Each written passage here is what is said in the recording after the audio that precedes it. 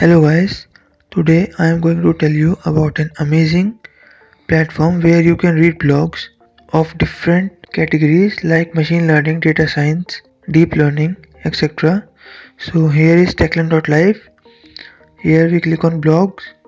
As you can see, there are different categories of blogs like data science, machine learning, deep learning, programming, tutorials, career scope, full stack, and competitive programming. Here are some of the topics. Let's go to data science first. Here are some of the topics in data science, like what is data and why is data analysis done, top data science companies to work in 2021, what services are offered by Mongo database, a comprehensive guide on dimensionality reduction and its techniques. As you can see, various topics are available.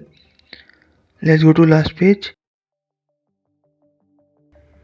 Here you can see what are data science career options, introduction to Python for data science. Let's see it. There are about 400 plus blogs on this website. Here are some recommendations. What are the skills required for data science? All these blogs you can read for free, absolutely free, no sign up needed. If you want, you can sign up for the free webinars. As you can see, all the details are given in this blog.